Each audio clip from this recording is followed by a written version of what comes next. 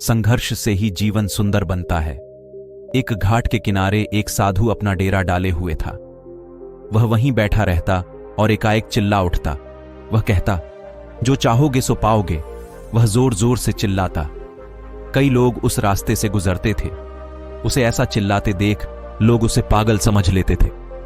कई लोग उस पर हंसते थे तो कई लोग उसका मजाक बनाते थे। फिर एक दिन एक युवक उसी रास्ते से गुजरा। वह युवक बेरोजगार था। उस साधु की आवाज उस युवक के कानों में पड़ी। वह साधु अब भी वहीं चिल्ला रहा था, जो चाहोगे सो पाओगे, जो चाहोगे सो पाओगे। यह सुनकर युवक साधु के पास पहुंच गया और उससे पूछा कि क्या सच में जो मैं चाहूंगा वो मुझे मिल जाएगा? क्या आप सही में मुझे दे सकते हो? इस पर साधु बोला कि सबसे पहले तुम्हें यह बताना होगा कि तुम क्या चाहते हो। तब युवक बोला, बाबा, मैं चाहता हूं कि मैं एक बहुत बड़ा हीरों का व्यापारी बनूं। क्या आप इस इच्छा को पूरा कर सकते हैं? साधु ने कहा, जरूर बेटा, मैं तुम्हें 2 चीजें देता हूं। इसमें एक हीरा है और एक मोती। इनसे तुम जितने चाहें हीरे मोती बना सकते हो। यह सुनकर युवक बेहद खुश हो गया। साधु ने युवक से कहा कि वो अपनी दोनों हथेलियां आगे बढ़ाए। जैसा साधु ने कहा वैसा ही युवक ने किया।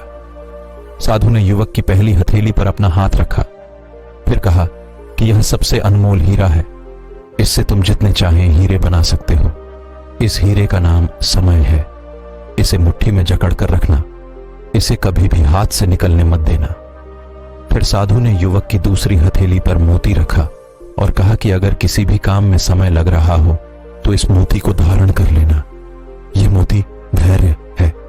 इससे तुम जो चाहो वो हासिल कर पाओगे। साधु की बातें सुन युवक ने धन्यवाद किया और वहां से चल दिया। साधु से उसे 2 गुरु मंत्र मिलते। उसने सोच लिया था कि वो समय नहीं गंवाएगा और धैर्य से काम लेगा।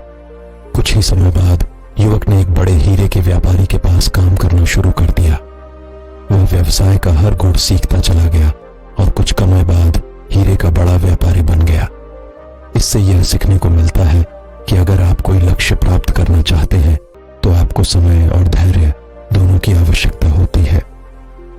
बिना समय व्यर्थ किए अपने लक्ष्य की ओर बढ़ें। साथ ही किसी भी समय में अपने धैर्य का दामन न छोड़ें।